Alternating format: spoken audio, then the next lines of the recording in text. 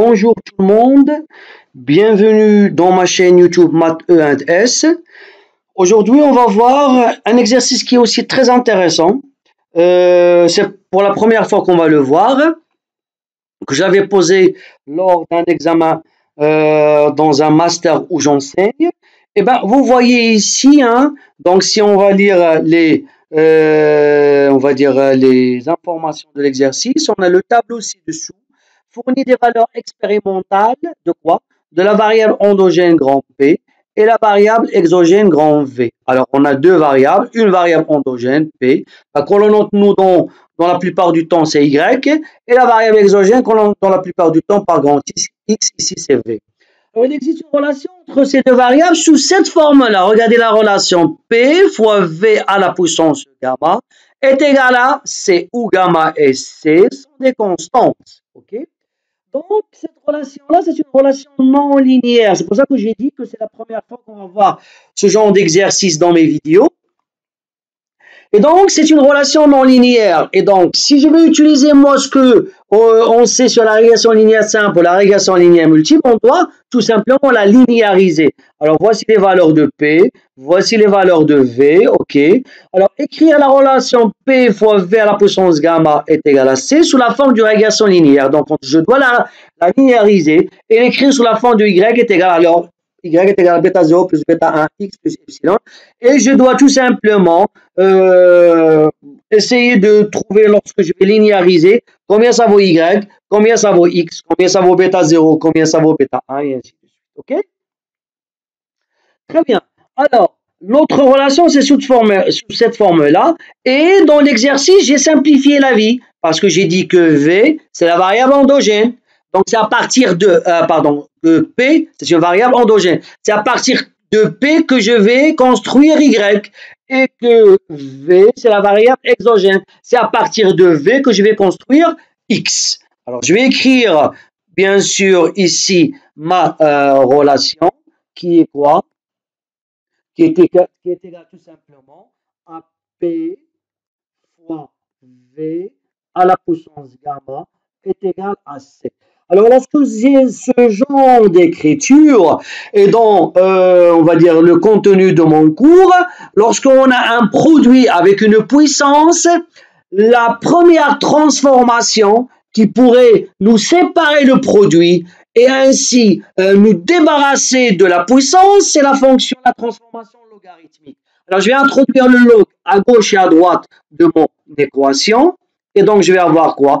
Log de P fois V à la puissance gamma est égal à log de C. Je continue. C'est quoi maintenant log du produit? Log de P fois V à la puissance, c'est log de P plus, ben vous voyez, je sépare maintenant le produit. C'est log de P, ça c'est parmi, on va dire, parmi les choses que la fonction logarithme nous aide à simplifier l'écriture lorsqu'on a un produit. Si je veux séparer le produit, j'introduis la transformation logarithmique. Plus log de quoi? De V à la puissance gamma. Tout ça est égal à quoi? À log de C. Je continue. Alors, c'est quoi log de V à la puissance gamma? Log de A à la puissance N, c'est N log, c'est-à-dire la puissance devient un produit. Donc, ça va donner ici log de P. Ben, si vous avez des questions et vous avez des trucs que vous ne comprenez pas dans les transformations logarithmiques, alors il y a des vidéos dans ma chaîne YouTube où je résous quelques exercices logarithmiques exponentiels et tout ça. Donc, vous pouvez rentrer dans ma chaîne et les voir. Alors, ici, ça va me donner plus gamma log de V est égal à log de C. Ben maintenant, ça simplifie. Qu'est-ce que nous avons dit, nous? Nous avons dit que P, c'est une variable endogène. Donc, P, à partir de P, je vais construire Y. Donc, je vais laisser ça ici. Et celle-là, je vais les ramener vers de ce côté-là. Donc, je vais avoir log de P est égal à moins gamma log de V plus log de C. Et bien ici, vous voyez, ça simplifie la vie. Pourquoi? Parce que Ben, si je pose que log de P, c'est Y, log de V, je le pose, c'est X, moins gamma, je vais la poser, c'est bêta 1, et log de C, je pose, c'est bêta 0.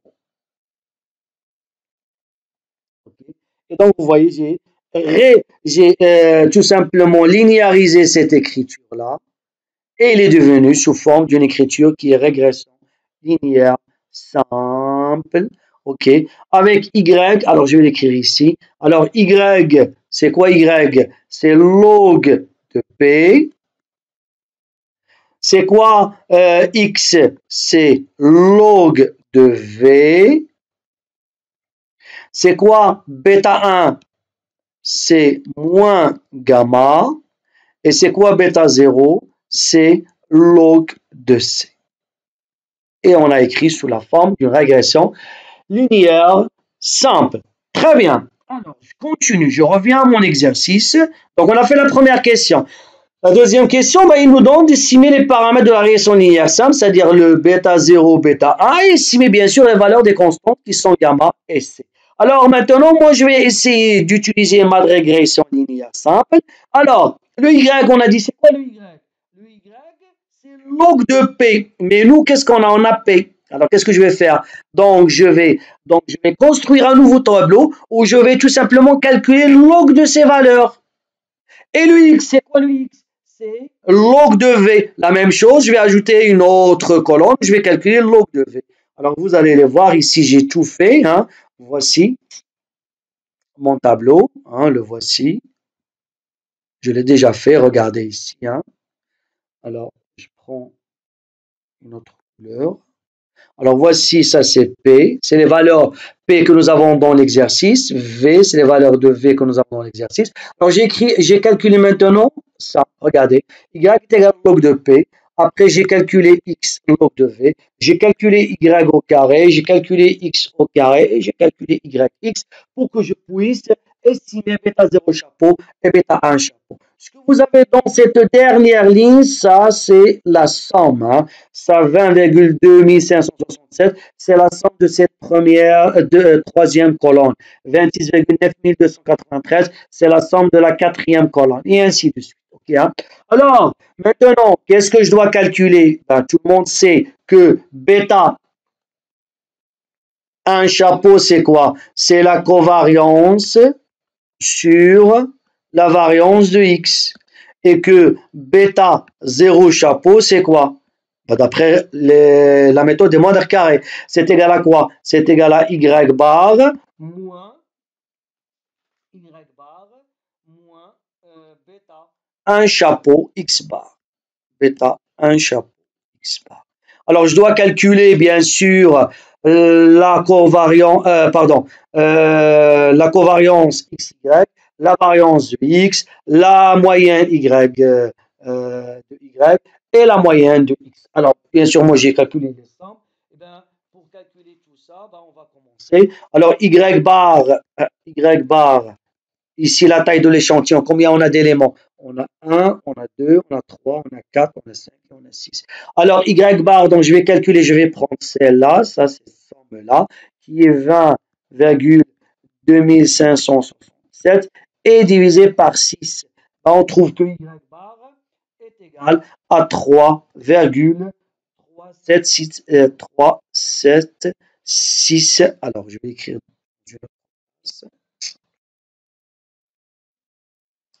Alors, est égal à 3,376.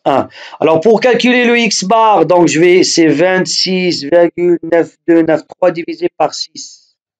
Alors, X bar, c'est 26,9293 divisé par 6. La moyenne de X, donc on trouve ici, c'est 4,4882. Alors, pour calculer bien sûr la variance de X, comment on calcule la variance de X? Et nous, qu'est-ce qu'on a calculé ici? On a calculé X au carré. Alors, la variance de X, si tout le monde se rappelle, c'est quoi? C'est la somme des XI au carré divisé par N moins x bar au carré. Et bien la somme de xi au carré, hein, la somme de xi au carré, c'est 121,9737. Je divise par 6, moins la moyenne que j'ai trouvée qui est 4,4882 au carré. Donc on trouve ici la variance de x est égale à 0,185. Je continue, je peux calculer aussi la variance de y, parce que je vais l'utiliser pour après, qui est quoi? Qui est la somme de yi au carré divisé par n moins y bar au carré. D'après le tableau, la somme de yi au carré, c'est celle-là, c'est 70,5824. Je le divise par 6, moins la moyenne de y qui est 3,3761 au carré. On trouve ici qui est égal à 0,3656. Et pour la covariance, le SXY est égal à la même chose, c'est la somme de XI, YI, le tout divisé par N, moins X bar fois Y bar.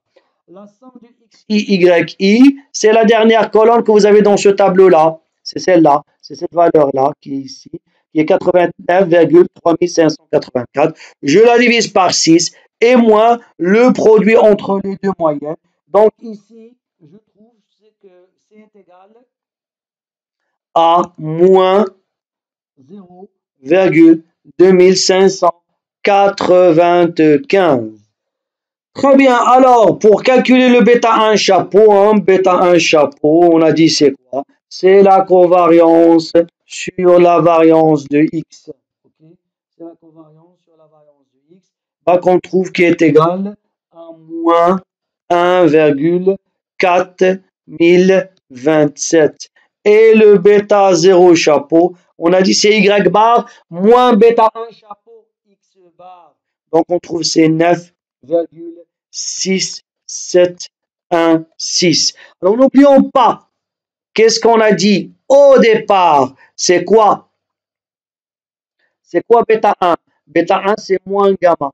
Et bêta 0 c'est log de C. Alors je reviens. Parce qu'on va estimer gamma chapeau et C chapeau. Alors, bêta 1 chapeau, on a dit, c'est moins gamma chapeau. Et celle-là, c'est log de C chapeau. Alors, ça va me donner quoi ici? Ça va me donner ici que gamma chapeau est égal à 1,4027. Et combien ça vaut C chapeau? Ben, si je veux me débarrasser de log, je dois introduire ici l'exponentielle. C'est l'exponentielle de bêta 0 chapeau. Ben, qui est égal à combien? À 15 860,7058. Ok? Alors, on peut écrire maintenant sous cette formule-là, c'est P fois V. Le gamma chapeau, c'est combien? C'est 1,4027 est égal à la constante C qui est 15 860,7058. Et voici notre équation non linéaire avec les estimateurs gamma chapeau et C chapeau. Très bien. Alors, on continue. Donc, on vous demande maintenant dans la troisième question, déterminer le table de l'indice variance ANOVA et calculer le coefficient de détermination et le coefficient de corrélation. Alors, pour cela, on va prendre une autre couleur.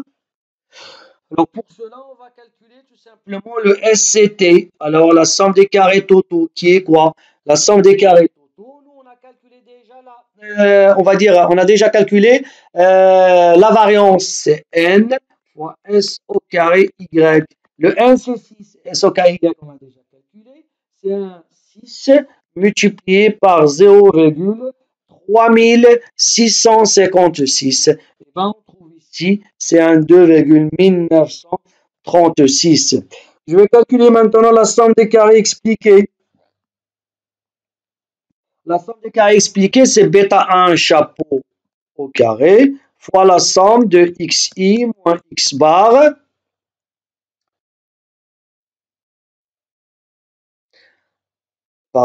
xi moins x bar au carré, c'est-à-dire c'est bêta 1 chapeau au carré fois n fois la variance de x. Je remplace Bêta 1 chapeau carré, c'est moins 1,4027, c'est ça.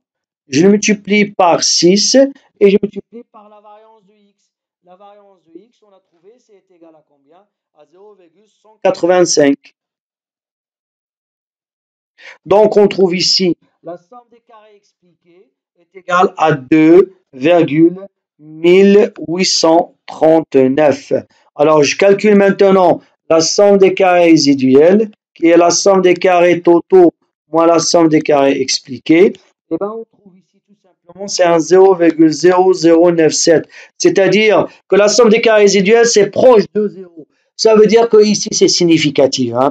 Dès que la somme des carrés résiduels est proche de 0 et dès que la somme des carrés expliqués est proche de la somme des carrés totaux, ça veut dire qu'on a ici un modèle significatif. Alors, si je veux calculer le R au carré, le coefficient de détermination, c'est la somme des carrés expliqués sur la somme des carrés totaux. On trouve, regardez, 0,9955. Donc, ici, on va dire X explique à 99,55% le Y. Ok, c'est pas mal, hein? Le X explique à 99,55% le Y. À partir de quoi? À partir de l'équation qu'on a, c'est-à-dire P fois V à la puissance gamma est égal à C. Alors, si je calcule le coefficient de corrélation RXY, n'oublions pas que RXY, c'est la racine carrée de R au carré. Mais il faut ajouter ici une chose très importante, c'est quoi? C'est que le coefficient de corrélation, il a le même signe que bêta 1 chapeau. Ou bien il a le même signe que le coefficient de, corrélation. Okay, pardon. Le coefficient de covariance. Il a le même signe. Pardon. Le coefficient de covariance et coefficient de corrélation et bêta 1 chapeau, ils ont le même signe. Alors le signe de bêta 1 chapeau, on a trouvé c'est moins. Et la racine de 0,9955, ça va me donner 0,99 et 7, c'est-à-dire 9977. Alors, qu'est-ce qu'on va dire ici, le commentaire? Il existe une forte relation,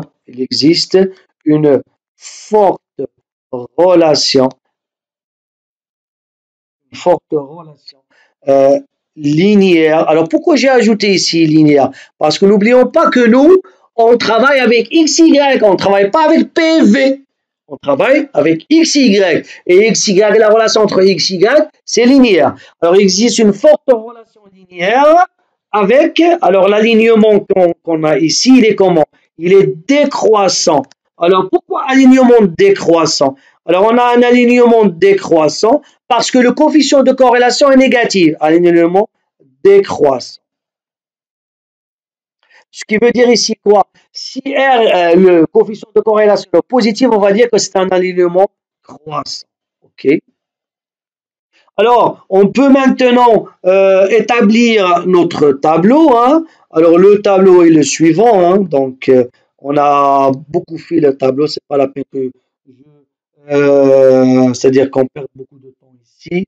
Alors, on a le SCE, on a ici le SCR et on a ici le SCT. On a les sommes carrées, on a les degrés de liberté, on a les carrés moyens et on ajoute, si on veut ajouter le F ici, on est d'accord? Alors, ici, on a trouvé ces 2,1839. Ici, un 0,0097 et un 2,1936. Alors, la taille de l'échantillon, c'est 6. Donc, lorsqu'on est dans le cas de la régression linéaire simple, SCE, son degré de liberté, c'est 1. Pour SCR, c'est N-2, c'est 6 moins 2, c'est 4. Et 1 plus 4, c'est 5. Carré moyen, donc je vais diviser par les degrés de liberté, c'est 2,1839.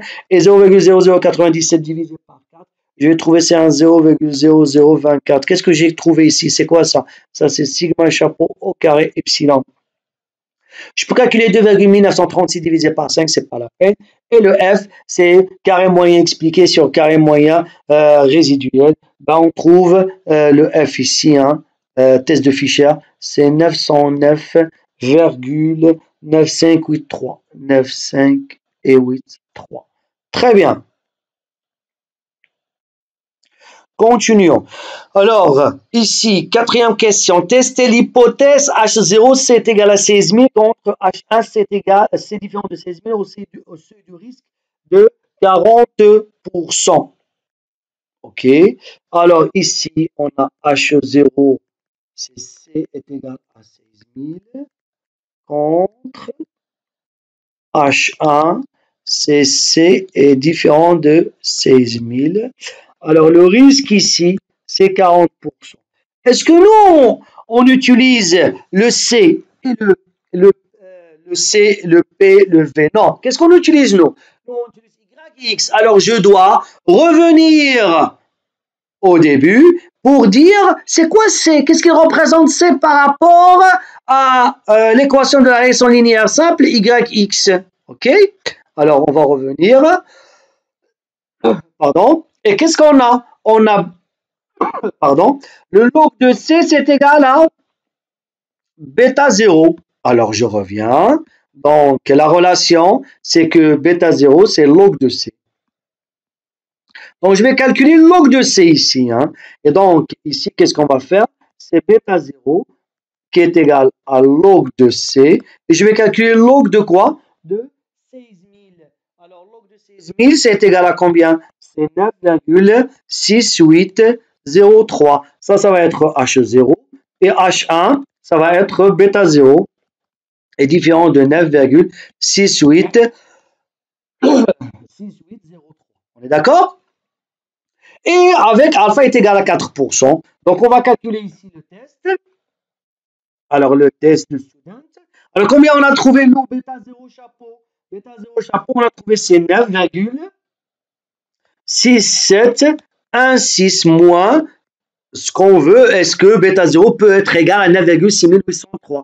9,6803. Et je la divise, bien sûr, par quoi? Par sigma chapeau bêta 0 chapeau. Alors, sigma chapeau bêta 0 chapeau, comment je vais la calculer? Ben, sigma chapeau bêta 0 chapeau est égal à, alors je vais calculer au carré bien sûr, à sigma chapeau au carré epsilon, facteur de quoi? 1 sur n, le n c'est 6, plus x bar au carré sur la somme de xi moins x bar au carré. Et ben, la somme de xi moins x bar au carré, je peux la remplacer par quoi? Par n, c'est-à-dire la taille de l'échantillon multipliée par la variance de x. Ok? Alors, on peut dire que tout ça est égal à combien? Est égal à 0,0439. Nous, on ne va pas utiliser cette valeur, on va utiliser bien sûr la racine carrée. Donc, sigma chapeau, bêta 0 chapeau. Je calcule la racine carrée de 0,0439. On va trouver 0,2095. Alors, notre T maintenant est égal à combien? À moins 0,0415. OK? Alors, bien sûr, c'est à moins parce que 9,6716 est inférieur à 9,6803. OK? Donc, ça, c'est le test de student. Alors, maintenant, je vais calculer le Conti. Le Conti porte 1 moins alpha sur 2, c'est-à-dire 1 moins alpha sur 2. Et ici, degré de liberté, c'est combien de degrés de liberté ici? Degré de liberté, c'est 6 moins 2, c'est 4. On est d'accord? Alors, le alpha, on a dit combien? C'est 40%. 40 divisé par 2, c'est combien? C'est 20%. Et 1 moins 20%, c'est 0,8 parce que 20%, c'est 0,2. Donc, ça va donner T de 0,8 avec un degré de liberté 4. Combien ça vaut? Alors, je vais revenir à mon exercice. Vous allez voir que dans l'exercice, j'ai donné la loi de student. Alors, je cherche le degré de liberté, c'est 4. Je cherche 8, la voici. Alors, ça, c'est la ligne 4. Et 8, c'est 0,941. OK? 0,941. Eh bien, vous allez remarquer facilement que moins 0, pardon, c'est ça, moins 0,0415 appartient, appartient, c'est pas un appartient, il appartient à l'intervalle moins 0,941 et 0,941. Ce qui veut dire ici qu'on peut, on peut tout simplement dire que bêta 0 peut être égal à bêta 0 peut être égal à 9,6803, ou on peut dire aussi que C peut être égal à 16 000. C'est-à-dire on va accepter, on accepte H0 avec un risque de 40%. Avec un risque de 40%. Très bien. On passe à la dernière question. Alors, la dernière question, c'est quoi? Alors, construire un intervalle de prévision à 95%, c'est-à-dire alpha est égal à 5%, pour V0 est égal à 40. OK. Alors ici, on a quoi? On a V0 est égal à 40. Alors, si V0 est égal à 40, je peux calculer P0, hein, on est d'accord, hein, parce qu'on a donné la relation tout à l'heure, c'est qu'on a P fois V à la puissance gamma est égal à C. Ça veut dire que P est égal à C sur V à la puissance gamma. Je remplace C par sa valeur qu'on a trouvée qui est 15 860,758 sur le V. Alors ici, donc on va avoir P0, V0, ici P0, ici V0, et le gamma, on a dit c'est 1,4027. Donc, si je remplace C par sa valeur, c'est 15 860,758 divisé par V0 qui est 40 à la puissance 1,4027. On va trouver c'est 89,7662. Après, je vais calculer le Y et le X. On est d'accord, parce qu'on a dit Y. Le Y0, ça va être log de P0. Et le X0, ça va être log de V0. Alors ici, le alpha, c'est 5%. Et donc, on va dire ici que log de P0 va appartenir à l'intervalle qui est tout simplement log ici de P0 chapeau, c'est-à-dire ce que nous avons estimé, pardon, oui, tout à fait, ça c'est P0 chapeau. Ah oui, parce qu'on l'a estimé à partir de C chapeau et gamma chapeau. Donc, c'est une prévision, alors celle-là, on l'appelle tout simplement prévision ponctuelle. Prévision ponctuelle, ça, je l'ai oublié, prévision ponctuelle. OK? Alors, ça, c'est comme ça. Très bien. Alors, log de P0 appartient à log de P0 chapeau moins T indice 1 moins alpha sur 2 racine de sigma chapeau au carré epsilon multiplié par 1 sur n plus le x0 ici, c'est log de V0. Hein, c'est x0 moins x bar au carré sur la somme de xi moins x bar au carré et plus 1. Ça, c'est la première partie de mon intervalle. La deuxième partie de mon intervalle, c'est log de P0 chapeau. Et à la place de moins, je vais avoir plus T indice 1 moins alpha sur 2. Ici, toujours racine de sigma chapeau au carré epsilon. Facteur, alors ici, j'ai oublié de faire la parenthèse. Facteur de 1 sur n plus x0 moins x bar au carré sur la somme de xi moins x bar au carré plus 1, je ferme ma parenthèse et tout ça c'est racine carrée et je ferme ici bien sûr notre partie de mon intervalle. Alors, log de P0 chapeau, je viens de le calculer, alors je vais calculer c'est le log de 89,762, on est d'accord? Alors je vais le calculer ici, log de P0 chapeau est égal à 4,4972. Après le T de 0,975 à partir de la table de student, c'est 2,7765. Le sigma chapeau KFC, on l'a déjà calculé. Eh ben, on va écrire tout simplement, donc je vais donner directement l'intervalle. Log de P0 appartient à l'intervalle qui est 4,3178 et 4,6765. Et voici l'intervalle de prévision. Alors, vous voyez, c'était pas mal cet exercice-là où nous avons utilisé tout simplement on va dire, une régression non linéaire, qu'on l'a linéarisée et on est tombé sur une régression linéaire simple. Et après, on a fait table d'ANOVA, on a estimé les paramètres de la régression linéaire simple et les paramètres de la régression non linéaire. On a aussi pu calculer le coefficient de détermination, le coefficient de corrélation et ainsi les autres. Donc, j'espère que vous avez bien compris ce genre d'exercice-là. Ben, je vous remercie pour votre attention et je vous dis à la prochaine fois. Inch'Allah.